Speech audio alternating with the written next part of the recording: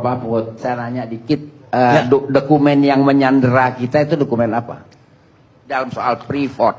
Dalam soal Freeport, satu dokumen undang-undang yang pada waktu itu ditandatangani dan disetujui bersama oleh DPR bersama Pak Ginanjar. Dokumen undang-undang yang pada waktu itu ditandatangani dan disetujui bersama oleh DPR bersama Pak Ginanjar.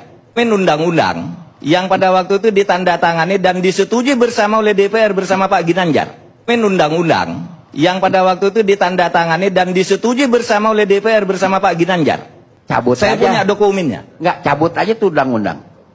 Cabut Saya aja. punya dokumennya. Enggak, cabut aja tuh undang-undang. Cabut Saya aja. punya dokumennya. Enggak, cabut aja tuh undang-undang. Cabut Saya aja. punya dokumennya. Enggak, cabut aja tuh undang-undang. Loh, kan orang sudah terikat sebelumnya undang-undang. Di situ disebut, sebentar. Di kontrak itu, di MOU itu disebutkan undang-undang, meskipun undang-undang dicabut tidak berlaku bagi Freeport. Ada, Pak. Itu Pak Ginanjar dulu yang buat. Iya. Itu berjalan sampai sekarang. Saya ketika Sudirman Said itu dikritik rame-rame, gimana Anda kok bisa melakukan itu? Merugikan rakyat. Dia ketemu saya, Pak, ini undang-undangnya. Ini hasil kesepakatan DPR dan pemerintah. Ada tanda tangan Pak Ginanjar waktu itu. Saya punya dokumennya. Nggak bisa dicabut, Pak. Seperti Bapak sudah beli lalu cabut, berlaku ke yang lain, bukan ke Bapak. Karena dia berdasar undang-undang yang sah waktu itu. Nah, ini persoalan kita, Pak. Ada hukum-hukum yang menyandera kita sampai sekarang karena kejahatan jabatan di masa lalu.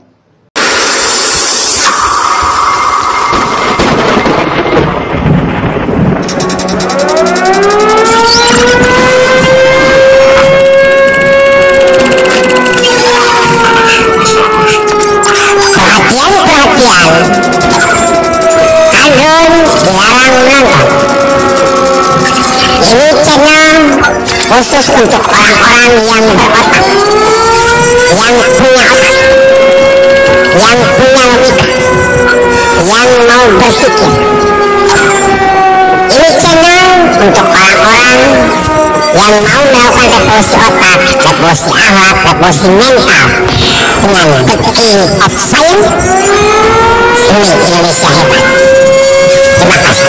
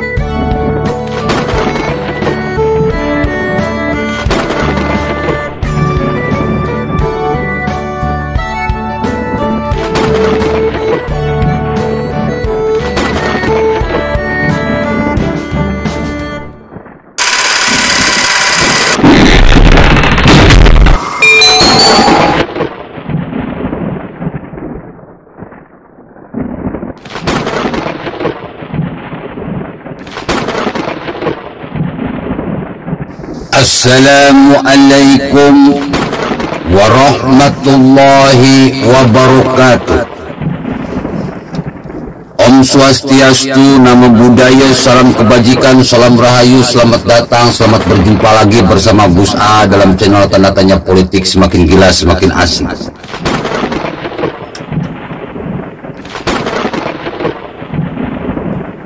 Mendengar penjelasan dari Pak Mahfud MD bahwa Freeport sangat mustahil dimiliki oleh Indonesia secara penuh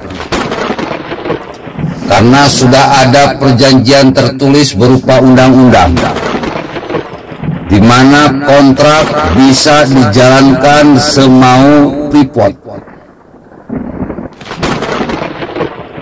meskipun undang-undang sudah dicabut di kemudian hari. Undang-undang ini ditandatangani di era Orde Baru, di era Soeharto, oleh Pak Ginanjar Kartasasmita beserta DPR pada waktu itu. Kita bertanya-tanya, kenapa gunung emas di Papua sampai bisa diberikan secara gratis begitu saja kepada Amerika, kepada Freeport?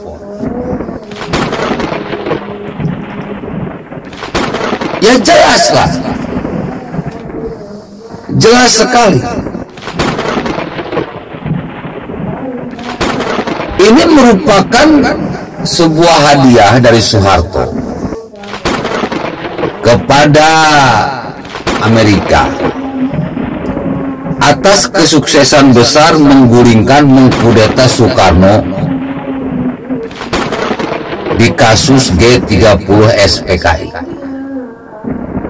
Sukses besar, dan bayarannya yaitu Freeport itu berhak menguasai gunung emas di Papua selama-lamanya. Makanya Amerika menjadi negara adidaya, menjadi negara terkuat, terkaya, ya karena oleh kita dibuat adidaya, dibuat kuat, dibuat kaya oleh gunung emas itu, Mas.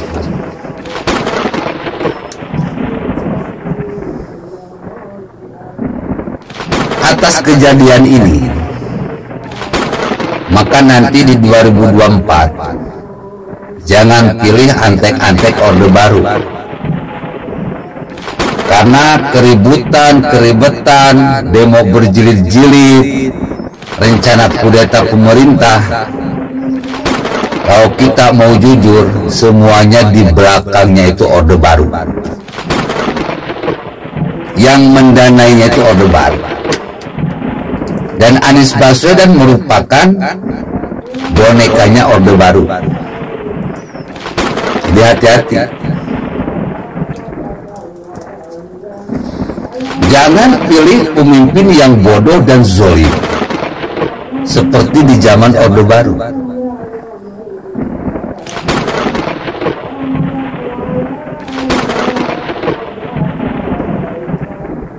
Lihat Anies Baswedan, bodoh, zolim, lebih bayar. Itu sebuah kebodohan dan sebuah kezoliman. Mungkin suatu saat kalau dia jadi nyapres, ya nanti kelakuan seperti Soeharto.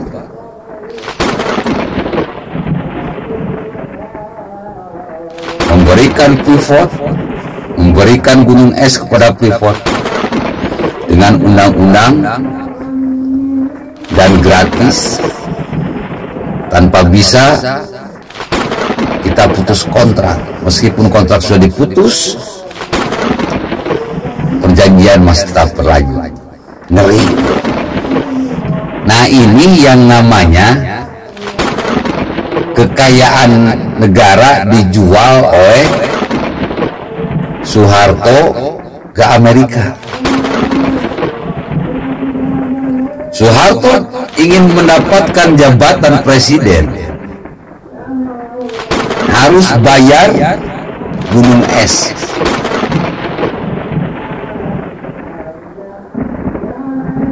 Untuk menggulingkan Soekarno. Tanpa bantuan Amerika nggak mungkin Soekarno terguling.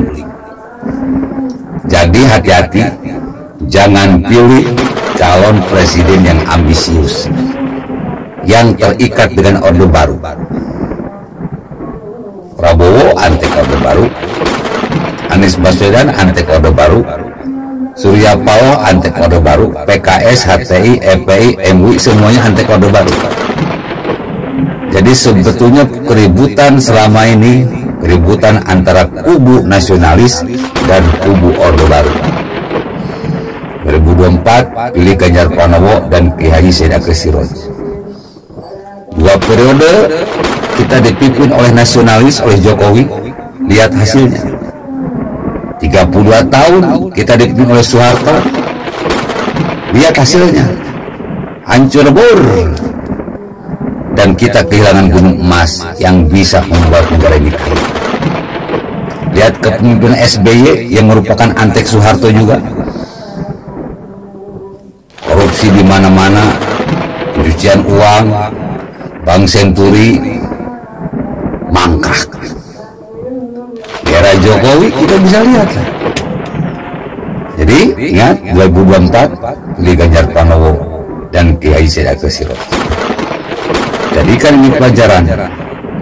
Selama suara itu diberikan kepada yang benar, pada yang hak, yang pantas, insya Allah negara kita akan maju, akan mencapai keadilan sosial bagi seluruh rakyat Indonesia. Antek-antek Orde Baru nggak mungkin bisa menciptakan keadilan sosial bagi seluruh rakyat Indonesia.